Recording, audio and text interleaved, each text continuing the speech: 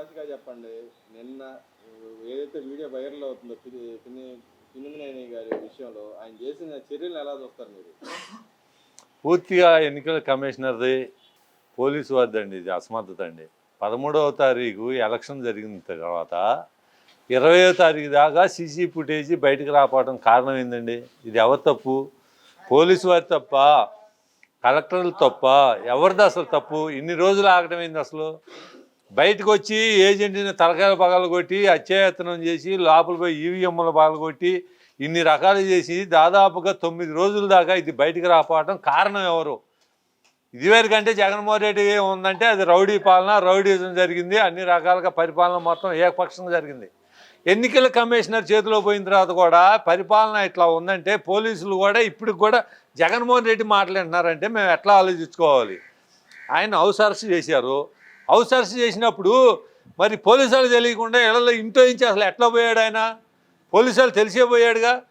ఇప్పటికి కూడా ఆయన హైదరాబాద్లో ఉండగాని ఎక్కడ తిరుగుతున్నాయి చేసినా కానీ ఇక్కడ మామూలుగా వార్తా ప్రకారంగా ఇక్కడ ఎస్పీలు కానీ మామూలుగా వీళ్ళందరి ద్వారాగా పలానా వాళ్ళు వస్తున్నారు, పలానా జరుగుతుంది, మీరు తప్పుకోండి అని చెప్పి ఐఏఎస్ ఆఫీసర్లు, ఐపీఎస్ ఆఫీసర్లు వాళ్ళకి తెలియజేస్తున్నారండి. సామాన్యుడు ఏదైనా హత్య జరిగిన ఏదైనా కానీ 24 గంటల పోలీసులు టెన్షన్గా పట్టుకోగలిగిన వాళ్ళు, బ్యాంకులు దోపిడీ చేసిన ఏదైనా దొంగల్ని దోపిడీ చేసుకెళ్ళిన వాళ్ళు, ఒక గవర్నమెంట్ దాన్ని ఈవీఎంలు పగలగొట్టిన వాళ్ళని సరిగ్గా పట్టుకోలేకపోయారంటే ఇది పోలీసుల అసమర్థతేనండి. ఇది పూర్తిగా ఎన్నికల కమిషనర్ది, పోలీసు వారిది. అసలు ఒక రకంగా చెప్పాలంటే డీజీపీని మార్చారు కానీ సిఎస్ని ఎందుకు మార్చలేదండి? పోయినసారి చంద్రబాబు నాయుడు గారు గవర్నమెంట్లో ఉన్నప్పుడు 2019లో సిఎస్ని, డీజీపీని, ఇంటెలిజెన్స్ వాళ్ళని ఏకపక్షంగా అప్పుడు తీసేశారుగా. ఇప్పుడు ఎందుకు తీలా? ఎవరిది ఇది కారణం? ఎవరు? సెంట్రల్ గవర్నమెంటా లేకపోతే ఎన్నికల కమిషనర్ది? అసలు ఇది కారణం మారవపడటం ఇదంతా ఇవన్నీ కారణం జరగడానికి కూడా చీఫ్ సెక్రటరీయే. ఆయన కూడా దాదాపుగా ముసలాళ్ళని కూడా దాదాపుగా 20-30 మందిని పట్టున పెట్టుకున్నాడు. ఇప్పుడు మామూలుగా పంచాయతీ ఆఫీసులో కార్యదర్శులు ఉన్నారు కదండి, ఒకరోజు కాకపోతే 2 రోజులు, 2 రోజులు కాకపోతే 3 రోజులు ఇళ్ళకి పోయి డబ్బులు పంచచ్చుగా. మొదటిసారి ఏమో వాళ్ళని అగ్గులో పంచాయతీ ఆఫీసు రమ్మని చెప్పి అగ్గులో పెట్టి అట్ట చంపాడు. రెండోసారి ఏమో బ్యాంక్ అకౌంట్లో వేసేసేమో బ్యాంకు చుట్టూ తిప్పించి ఏ బ్యాంక్ అని తిరిగి వాళ్ళు చచ్చిపోయారు. అసలు కారణంగా ఎన్నికల కమిషనర్ చెప్పినా కానీ ఆయన చేయకపోతే ఆయన మీద చర్య ఎందుకు తీసుకోరు? అసలు మాకు పూర్తిగా అనుమానం వస్తుంది. అసలు ఎన్నికల కమిషనరు డబ్బులు ఇంటింటికి ఇవ్వమని చెప్పినా కానీ ఇవ్వకుండా వాళ్ళ మాట లెక్క చేయకుండా ఈయన ఇష్టం వచ్చినట్టు చేస్తున్నాడు.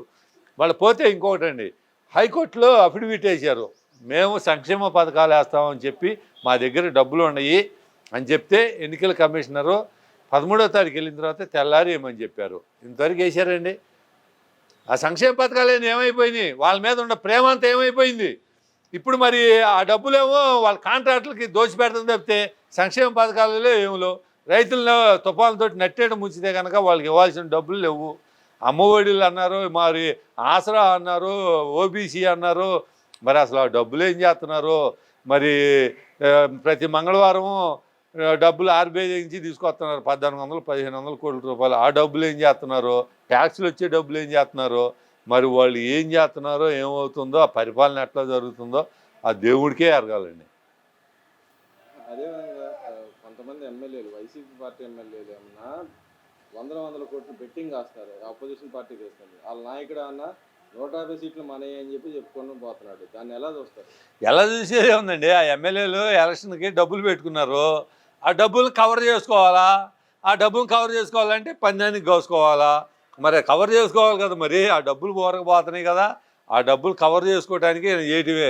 ఈయన కూడా ఏం లేదండి, మన ఐపాక్లో 151 అబోవ్ ఎంపీ సీట్లు వచ్చి 22 అబోవ్ అని ఊరే చెప్పుకొచ్చాడు. కారణం ఏంటంటే రేపు ఈ ఎన్నికలు లెక్కింపప్పుడు, రేపు 4వ తారీఖు లెక్కింపప్పుడు వాళ్ళకి పోలింగ్ లెక్కింపు ఏజెంట్లు కూడా దొరకరు. అందుకోసం ధైర్యంగా ఉంటాయని చెప్తే వేరే రకంగా ఏమీ లేదు. ఈ పాలన, రాక్షస పాలన రేపు 4వ తారీఖు తోటి అంతం అయిపోయిద్దండి. ఆంధ్రప్రదేశ్ ఈ జగన్మోహన్ రెడ్డి పరిపాలన, రాక్షస పాలన నుంచి విముక్తి కలిగింది గ్యారంటీగా. దాని గురించి ఆలోచించాల్సిన పని లేదు. ఓటర్లు కూడా తెలంగాణ నుంచి కానీ ఇతర దేశాల నుంచి వెల్లువగా సంక్రాంతి పండగ కంటే కూడా ఎంతో వెల్లువగా వచ్చి ఓట్లేశారు. ఉద్యోగస్తులు కూడా ప్రతి వాళ్ళని ఎన్ని రకాలుగా ఇబ్బంది పెట్టారంటే ఉద్యోగస్తులను ఓట్లు వేయడానికి పొద్దునొస్తే పొద్దుగుందాక వాళ్ళని ఇబ్బంది పెడితే అట్లనే వేయకుండా పోతారని చెప్పి వాళ్ళని ఇబ్బంది గురి చేసినా కానీ పట్టుదలతోటి ఓపికతోటి సాయంత్రం 9 అయినా కానీ ప్రభుత్వ వ్యతిరేకంగా ఓట్లు వేశారు. కారణం ఏంటంటే ఆయన ఎవరిని వదిలిపెట్టలా. పలానాళ్ళకి మంచి చేసామని చెప్పండి. ఎస్సీలనేమో డోర్ డెలివరీలు చేసేసాడు, బీసీలను కానీ ఓసీలను కానీ ప్రతి వాళ్ళని ఏదైనా కానీ అనేక రకాల ఇబ్బందులు గురి చేశాడు. ఏమి లేదండి, అప్పులు తీసుకొస్తున్నాడు, పప్పు బెల్లాలుగా పంచుతున్నాడు, అంత తప్పితే వేరే ఏమీ లేదు. ఈయనకు సంపద సృష్టించడం అనేది చేత కాదు. అమరావతి రైతులను నాశనం చేశాడు, బంగారం లాంటి 3 పంటలు పండే భూముల్ని అడవి చేసేసాడు, ఇక్కడ ఉండపోసిన రోడ్లని తోముకొని అమ్ముకున్నాడు. ఇదేం కర్మ నాకు అర్థం కావట్లా. రోడ్లు పోసిన వాటిని రోడ్డు పోతే ₹1,00,00,000 అయితే కనుక తోముకుంటే 5 లక్షలు వస్తాయి. మరి అది ప్రజల సొమ్మే కదండి వృధా చేసింది. దాదాపుగా 10,000 కోట్ల రూపాయలు అమరావతిలో బిల్డింగులు కట్టారు, వాటిని పాడుపెట్టారు. మొట్టమొదటిగా అయ్యగారు మరి ఏమంటా వచ్చాడో 10 కోట్ల రూపాయలు ఖరీదు చేసి ప్రజావేదికను కూల్చాడు. ఆ కూల్చడంతో ఈయన పరిపాలన కానీ ఈయన పతనం ప్రారంభమైంది. ప్రజావేదికతోటి ఈయన పతనం ప్రారంభమైంది. రేపు 4వ తారీఖుతోటి ఈ పతనం ముగింపు పలుకుతాం, అంత తప్పితే వేరే ఏం లేదు. అంబటి రాంబాబు కానీ జోగి రమేష్ కానీ చంద్రబాబు నాయుడు ఓటమి అంగీకరించి పారిపోయాడు ఇక్కడి నుంచి, ఓటమి తట్టుకోలేక అనే మాట మాట్లాడుతాం. ఇంకో మాట అన్నా ఇక్కడ ఏదైతే అక్రమంగా సంపాదించిన డబ్బులు ఉన్నాయో వెళ్ళి దాచుకోవడానికి వెళ్ళారనే మాట మాట్లాడుతాను. దాన్ని ఎలా చేస్తారు? ఏమండి, బాబు గారికి 75 సంవత్సరాలు, ఆయన ఆరోగ్యం కాపాడుకోవాలి, టెస్టులు చేయించుకోవడానికి వెళ్ళాడు. టెస్టులు చేయించుకోవడానికి పోతే ఆయనకి డబ్బులు పరిపాలన అంటాడు. ఈయన ఎందుకు వెళ్ళాడు అసలు? జగన్మోహన్ రెడ్డి గారు ఎందుకు వెళ్ళాడు? ఆయన ఈడీ కేసులు ఉన్నాయి, సిబిఐ కేసులు ఉన్నాయి. మరి వాళ్ళ పిల్లల కోసమనేమో సిబిఐలో చెప్పాడు, మరి వాళ్ళ పిల్లలు ఇక్కడికి వచ్చేమో ఓట్లు వేసారు, మరి వాళ్ళకి అబద్ధం చేశారు కదా. ఏమంటే సామాన్యుడు కనుక ఈయనకి మామూలు కోర్టు కనుక 2 వాయిదాలు బాబితే ఎమ్మటే వారెంట్ వచ్చింది. ఈయన ఒక ముఖ్యమంత్రి అయి ఉండి కూడా మరి కొన్ని వందల సార్లు కోర్టుకు కూడా అటెండ్ అవ్వాలి. మరి అంటే భారతదేశంలో న్యాయం అందరికి సమానమే కదండి. ఎవరికైనా కానీ నాకు ఒక రకం, ఆయనకు ఒక రకం, ఇంకో రకం ఉండకూడదుగా. మరి లాలూ ప్రసాద్ యాదవ్ అటు ఉంటాడే, మరి ముఖ్యమంత్రి అటు ఉంటాడని ప్రతిసారి కోర్టుకు పోయి హాజరుపరిచారు. మరి ఇది ఎవరి కారణం? ఇది కోర్టులకు కూడా కనీసం హాజరు కాకుండా కూడా కోర్టు మెయింటైన్ చేశాడు. అవినాష్ రెడ్డిని అరెస్ట్ చేయడానికి సిబిఐ వాళ్ళు వస్తే సిబిఐల మీద ఎదురు కేసు చేశారండి వీళ్ళు. అవినాష్ రెడ్డిని అరెస్ట్ చేయలేకపోయారు. అది ఎవరు అసమర్థదా? CBI వాళ్ళదా, central గవర్నమెంట్దా? అంటే వీళ్ళంతా కుమ్మక్కయ్యి రాష్ట్ర ప్రజల్ని మోసం చేయడం తప్పితే వేరే రకంగా ఏమీ లేదండి. అలాగే బొత్స సత్యనారాయణ గారు మాట్లాడుతూ వచ్చే నెల 9వ తారీఖు వైజాగ్ నుంచి పరిపాలన బిగిన్ చేస్తాను మాట్లాడుతాను. ఎలా ఏందండి వైజాగ్లో పరిపాలన చేసేది? వైజాగ్లో పరిపాలన చేసే ముందు ఆయన ఏదో మినిస్టర్ కాబట్టి ఆ చూపిరిపల్లిలో గెలిస్తే ఆయన ఏమైనా గెలుతాడు ముందు వాళ్ళు ఆవిడని గెలమని చెప్పండి. ముందు ఎంపీగా వేయించాడుగా. రేపు ఆ వైజాగ్లో ఏం లేదు, ఆ సముద్రంలో దూకి ఒకటి సావడానికి తప్పితే పరిపాలన లేదు, వాడు బొందా లేదు. ఇంకెక్కడ పరిపాలన అండి? వీడికి అసలు ఓటింగ్ శాతమే అసలు చాలా తక్కువ. అసలు నా లెక్క ప్రకారం అయితే ఆయన ప్రతిపక్ష హోదా కూడా వచ్చిద్దా రాదా అనేది అనుమానంగా ఉంది. ఆయన రాయలసీమ గడ్డ, ఆయన కడప జిల్లాలోనే ఆయనకి గతి లేదు. ఇప్పుడు ఏదో అంటారు చూడండి, రావణాసురుడు కనుక భీష్ముడు కనుక ఎట్లాగో ఎదురొచ్చి సావుకు కారణం అయ్యాడు, ఈయన సావుకు కారణం వాళ్ళ చెల్లెలు వాళ్ళ అమ్మే. ఎందుకంటే వాళ్ళ కుటుంబంలో వాళ్ళ కుటుంబం వాళ్ళకే న్యాయం జరగల. వివేకానంద రెడ్డి గారిని చంపినాడు, మా తండ్రిని చంపారు నాయన, మాకు న్యాయం జరగండి అని చెప్పి వాళ్ళు కొంగు చాపుకొని ఊరు వాడ తిరిగారండి. ఆ మాత్రం ప్రజలకు తెలియదండి. వివేకానంద రెడ్డి గారిని ఎవరు చంపింది అంతా తెలుసు.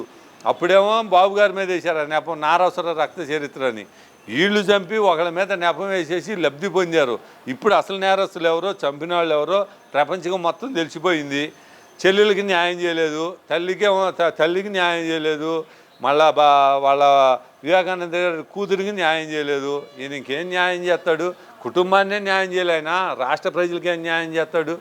ఈయనకి అప్పులు తీసుకురావడం తప్పితే ఒక సంపద కానీ ఒక కంపెనీ కానీ ఏమైనా ఉందండి? ఏదో నేను ఉద్యోగాలు ఇచ్చాను వాలంటీర్లకు అంటాడు. ఏం ఉద్యోగాలు అండి? 5,000 రూపాయలు ఉద్యోగం. మామూలు పనికి పోయినాడు ఉంటే కనుక రోజువారి పనికి పోతే 10,000 15,000 వస్తున్నాయి.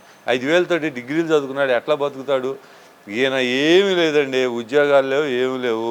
రాష్ట్రాన్ని అధోగతి పాలు చేశాడు. ఇంకా కనుక పొరపాటున అసలు రాడు, పొరపాటున కనుక ఏమాత్రం వచ్చిందంటే కనుక ఆంధ్రప్రదేశ్ అడుక్కు తింటాం తప్పితే వేరే ఏం లేదు. మేము మటుకు 4వ తారీఖు చంద్రబాబు నాయుడు గారు గెలుస్తాడు, 9వ తారీఖు ప్రమాణ స్వీకారం చేస్తాడు. ఆంధ్రప్రదేశ్ అభివృద్ధిగా నడిపిస్తాడని చెప్పి మేము మటుకి పూర్తిగా నమ్ముకుంటున్నామండి.